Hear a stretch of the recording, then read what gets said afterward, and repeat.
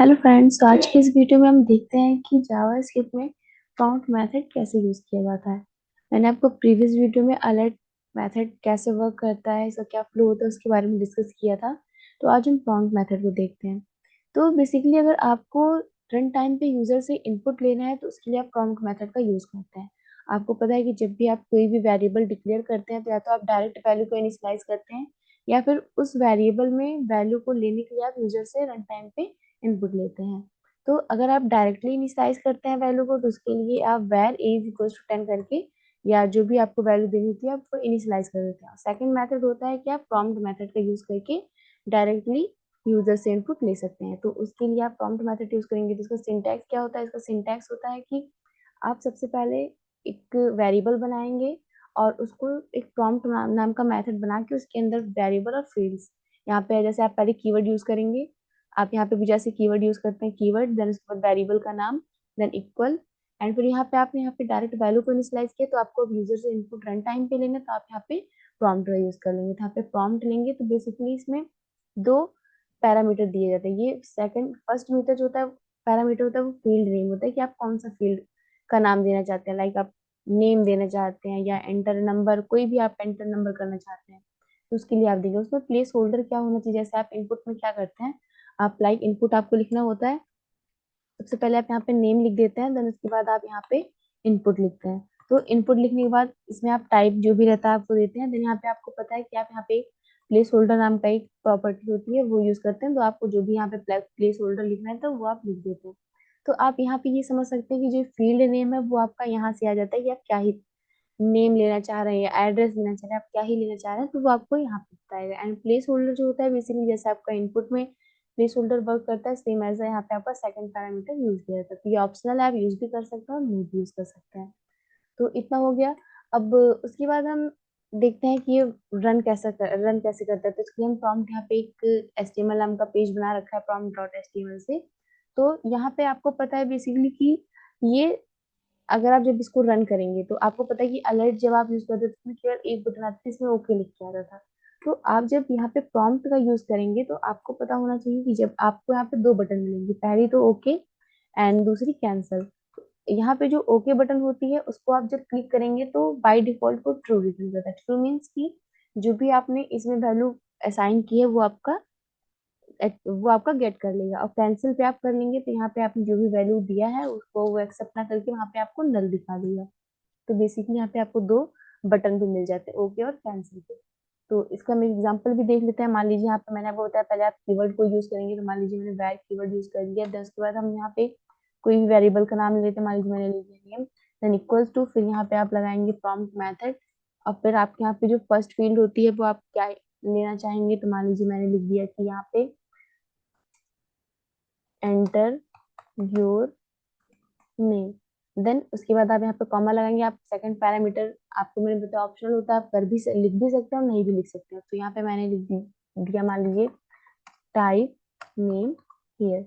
तो आपका जब अभी ये आउटपुट आएगा तो आपका बेसिकली यहाँ पे क्या आएगा, आप यहाँ पे रन करेंगे इसको तो आप देखेंगे कि आपका पहले एंटर योर नंबर, आपका जैसे आप इनपुट टैग भी लेते हैं वो आएगा। देन टाइप नेम हियर जो है आपका वो आपका जो प्लेस होल्डर है उसके जैसा आएगा। तो यहाँ पे ये रन कर रहा है, प्लीज आप देख लीजिए। यहाँ पे एंटर योर नेम आपका आया। देन उसके बाद ये जो आपका टाइप नेम हियर आ रहा है वो आपका बाय डिफॉल्ट आप बोल सकते हैं प्लेस होल्डर या वैल्यू होता है जो आपका बाय डिफॉल्ट होता है।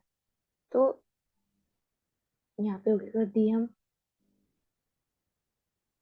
उसके बाद जब अभी हम इसको रन करेंगे फिर से, अब यहाँ पे हम इस जो मैंने प्रॉम्प्ट में वैल्यू को लिया उसको हम किसी में होल्ड कराना चाह रहे हैं तो उसके लिए यहाँ पे हम आएंगे।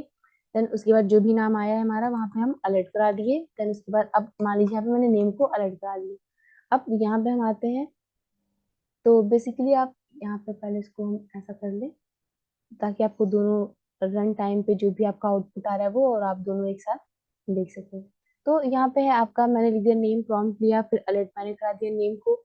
तो अब यहाँ पे हम सेव कर लिए इसको। अब यहाँ पे हम रन करते हैं तो रन करेंगे आप तो आपको पता है कि जैसे भी आपका आया था सेम आएगा। फिर उसके बाद जैसे ही हम ओके पे क्लिक करेंगे तो आपका नेम शो हो जाएगा। अगर हम आपको मैंने बताया कि वो वैल्यू गेट कर देगा, लेकिन अगर जैसे हम कैंसिल पे क्लिक कर देंगे तो आपकी वैल्यू गेट नहीं कर पाएगा और फिर वो आपको नल वैल्यू प्रोवाइड दे देगा। तो यहाँ पे कैंसिल, देन उसके बाद यहाँ पे आए, हम रिफ्रेश करते हैं इसको। रिफ्रेश किए तो आपका यहाँ पे आ रहा है एंटर योर नेम। तो मान लीजिए यहाँ पे मैंने अपना नाम एंटर कर दिया, प्रियांशवी। देन उसके बाद मैंने आपको बताया, अगर आप कैंसिल करेंगे तो ये आपको जो है नल वैल्यू रिटर्न करेगा। तो यहाँ पे आप एंटर करेंगे तो आपको ये नल वैल्यू देगा, देन ओके, क्लिक खत्म।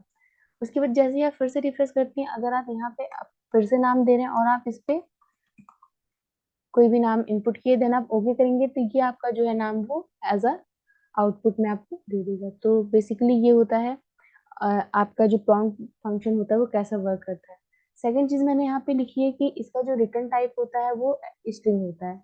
तो स्ट्रिंग कैसे होता है, आपको अब स्ट्रिंग समझने के लिए सबसे पहले तो आपको यहाँ पे दो नंबर का आप एडिशन करेंगे तब आपको क्लियर हो पाएगा कि स्ट्रिंग रिटर्न करता है कि ये आपका कैसा क्या ही रिटर्न करता है। तो उसके लिए हम यहाँ पे इसको कॉपी कर लेते हैं, सबसे पहले कंट्रोल C। एंड ये आपका अभी मैंने नॉर्मल एग्जांपल बताया है, तो इसके लिए आप यहाँ पे एग्जाम्पल नाम की हेडिंग डाल के मैं आपको पेस्ट कर दे रहे हैं, पेस्ट कर दिया। देन हम यहाँ पे आते हैं, देखना है कि यहाँ पे ये स्ट्रिंग रिटर्न कैसे करता है। तो सबसे पहले इसको हम कट कर दे रहे हैं और यहाँ पे एक नंबर नाम का वेरिएबल ले लिए। अब यहाँ पे हम ये जो प्लेस होल्डर है आपका, वो हम प्लेस होल्डर अब नहीं लगाएंगे सेकंड में, क्योंकि ऑप्शनल होता है। तो ऑप्शनल इसमें ये भी देख लेते हैं हम इस साइड से। तो यहाँ पे मैंने लिख दिया एंटर फर्स्ट नंबर। आपका यहाँ पे जो भी फर्स्ट नंबर होगा वो आएगा आपका। देन उसके बाद आप यहाँ पे कंट्रोल D करके यहाँ पे आप सेकंड नंबर का भी ऐसे ही बना लेंगे। देन यहाँ पे हम सेकंड नंबर बना लिए और यहाँ पे हम कर दिए num2। अब आप यहाँ पे देखेंगे, जैसे ही आप इन दोनों को ऐड करते हैं, मान लीजिए यहाँ पे मैंने अलर्ट कराया अलर्ट, तो आप यहाँ पे कुछ एक स्ट्रिंग भी ऐड कर दीजिए, एडिशन इज करके कॉलन, देन यहाँ पे ऐसे। तो यहाँ पे आप num1 प्लस num2। अब यहाँ पे आप इसको सेव करके जब आप उसको रन करेंगे तो आप देखेंगे भी यहाँ पे कि आपका जो फर्स्ट नंबर है वो मैंने 10 एंटर कर दिया, ओके किया। देन यहाँ पे मैंने 20 एंटर किया, तो आपका ये 30 आना चाहिए क्योंकि हमने यहाँ पे इन दोनों को ऐड किया है। लेकिन ये बाय डिफॉल्ट आपका 10 एंड 20 लिए, सेव का कोई भी वैल्यू नहीं आई। एक मिनट। तो बेसिकली हमने यहाँ पे गलती ये की है कि यहाँ पे जो ये कॉन्केटिनेशन है वो मैंने कॉमा लगा दिया है। आपको कॉन्केटिनेशन जो है यहाँ पे आपको प्लस लगाना पड़ेगा। तो इसको हम सेव करते हैं, फिर इसके बाद यहाँ पे हम रन करेंगे।